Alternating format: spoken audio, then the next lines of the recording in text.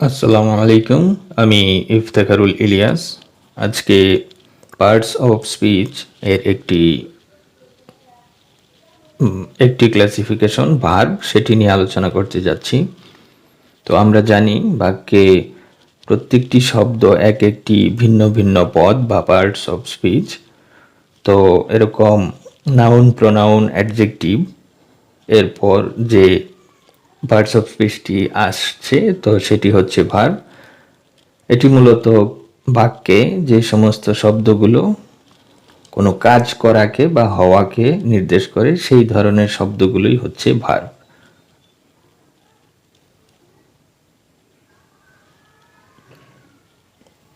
তো ভার্ব বা ক্রিয়া এটি হচ্ছে কোনো কিছু করা বা হওয়া। কোনো সেন্টেন্সে যে ওয়ার্ডগুলো কোনো প্রকার কাজ করাকে প্রকাশ করে, যেমন যাওয়া, খাওয়া, ধরা, হওয়া প্রভৃতি, অর্থাৎ গো, ইট, ক্যাচ, বি। তো সেন্টেন্সে যে সমস্ত ওয়ার্ডগুলো সাধারণত কোনো কিছু করাকে নির্দেশ করে বা হওয়াকে নির্দেশ করে সেগুলোই হচ্ছে ভার্ব। তো ভার্ব সম্পর্কে আমাদের এই তিনটি কথা মনে রাখতে হবে যে সেন্টেন্সের প্রাণ হচ্ছে ভার্ব, অর্থাৎ সেন্টেন্স মানেই সেখানে ভার্ব থাকবে। সেটি প্রিন্সিপাল ভার্ব বা প্রধান বা মূল ভার্ব হতে পারে, অথবা সাহায্যকারী ভার্ব বা অক্সিলারি ভার্ব, যেটাই হোক ভার্ব থাকবে। তো কিছু কিছু সেন্টেন্সের অংশ রয়েছে, যেমন আমাদের বাসা, আওয়ার হাউস বা আওয়ার হোম। তো এইটুকু শুনলে আমরা ভাবতে পারি যে এটি মনে হয় কোনো সেন্টেন্স না, এটি হচ্ছে সেন্টেন্সের অংশ।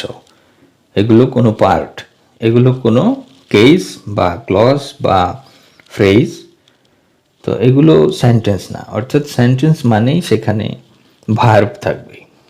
তো এই কথাটুকু আমাদের জানতে হবে যে ভার্ব হচ্ছে সেন্টেন্সের প্রাণ, আর কোনো কিছু করা এটাই হচ্ছে ভার্ব।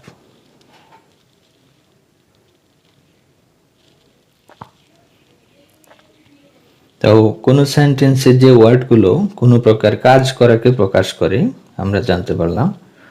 তো সেই ধরনের কিছু ওয়ার্ড বা ভার্ব এর ব্যবহারের মাধ্যমে আমরা বুঝতে চেষ্টা করি। যেমন হচ্ছে, আমি প্রতিদিন ইংরেজি চর্চা করি। I practice English daily. তো এখানে চর্চা করি অর্থাৎ প্র্যাকটিস এর অর্থ চর্চা করা। তো এই পুরো সেন্টেন্সটি আই প্র্যাকটিস ইংলিশ ডেইলি, এই সেন্টেন্সটিতে আই দ্বারা আমরা ইতোপূর্বে জেনেছি এটি প্রোনাউন। ইংলিশ এটি একটি ল্যাঙ্গুয়েজের নাম অর্থাৎ নাউন। ডেইলি তো এটি একটি সময়ের নাম। কিন্তু এখানে প্র্যাকটিস এই শব্দটি আমাদের পার্টস অফ স্পিচের যে নতুন লেসন অর্থাৎ ভার্ব সেই অংশের একটি ওয়ার্ড। যেমন চর্চা করা, চর্চা করা একটি কাজ, কোন একটি কাজ করাকে নির্দেশ করে।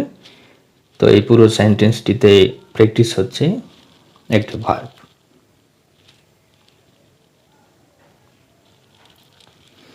তোমরা ভিডিওগুলো দেখো, ইউ ওয়াচ ভিডিওস।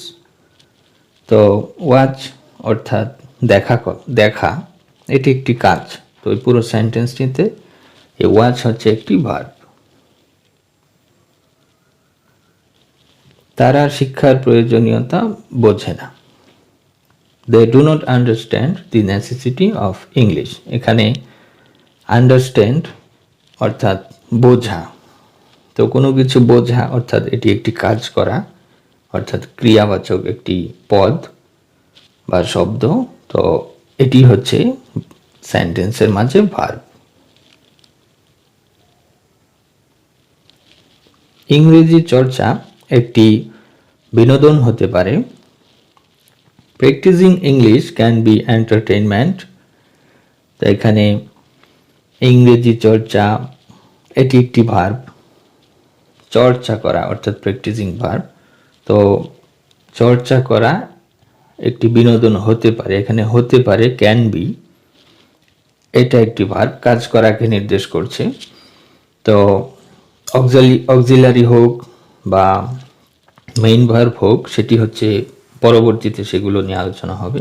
তো এই ক্যান বি, সেটা অক্সিলারি হোক, প্রিন্সিপাল ভার্ব হোক, মোডাল হোক, যেভাবেই হোক, এখানে হতে পারা বা হতে পারে এই ধরনের বিষয়কে অর্থাৎ কাজ করাকে নির্দেশ করছে, তাই এটি একটি ভার্ব। ভবিষ্যতে আমরা ইংরেজি পত্রিকা পড়তে পারি।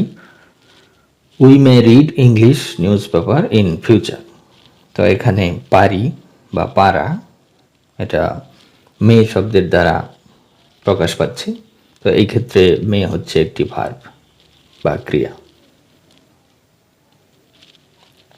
আমরা বেশি বেশি উদাহরণ তৈরি করব। We shall make more examples.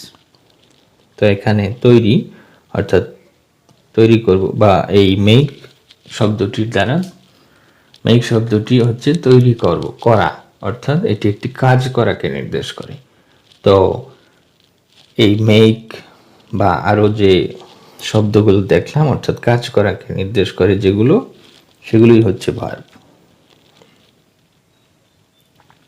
আমরা ইংলিশের বেসিকগুলো শিখছি। We are learning basics of English. তো লার্ন হচ্ছে শেখা অর্থাৎ কাজ করা, তাই সেন্টেন্সে এই লার্ন শব্দটি হচ্ছে একটি ভার্ব। এখানে আইএনজি কেন হয়েছে সেটি ভার্বের আভ্যন্তরীণ গ্রামাটিক্যাল রুলস, সেগুলো নিয়ে ভবিষ্যতে আলোচনা হবে। তো লার্ন হচ্ছে শেখা অর্থাৎ একটি কাজ করা, তাই এটি একটি ভার্ব।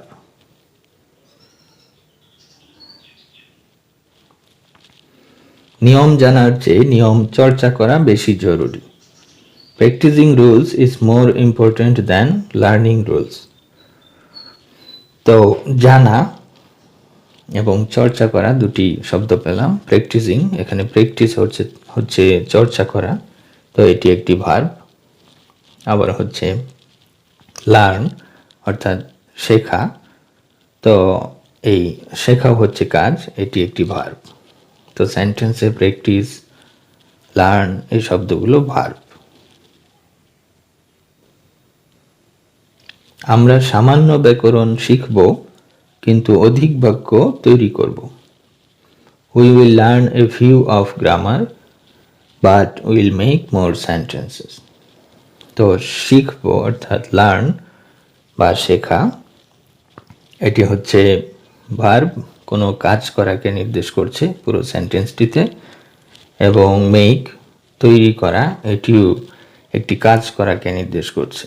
তো এই পুরো সেন্টেন্সটিতে লার্ন, মেক এগুলো হচ্ছে ক্রিয়াবাচক শব্দ বা ভার্ব।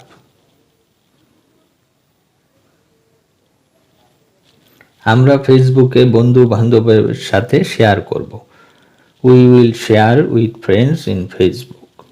তো শেয়ার অর্থাৎ ভাগাভাগি করা নিজেদের মাঝে, এটি একটি কাজ করাকে নির্দেশ করে। তো এই শেয়ার হচ্ছে একটি ভার্ব বা ক্রিয়াবাচক শব্দ।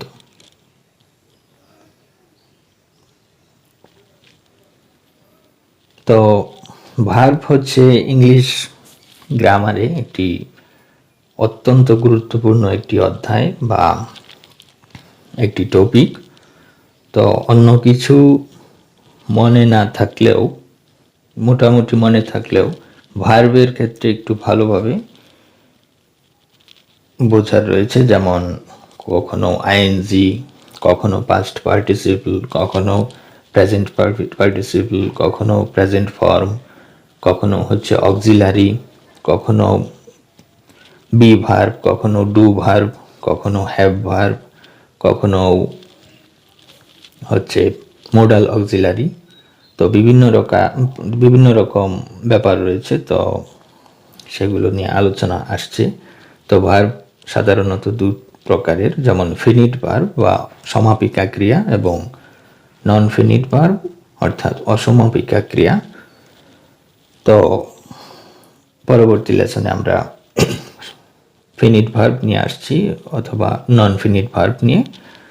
তো ভার্বের ক্লাসিফিকেশনগুলোতে একটু ভালোভাবে আমাদেরকে মনোযোগের সাথে মনোযোগ দিতে হবে ভালো করে। তো আজকে এ পর্যন্তই। মাই স্পিকিং জার্নি এর সাথেই থাকুন। আসসালামু আলাইকুম।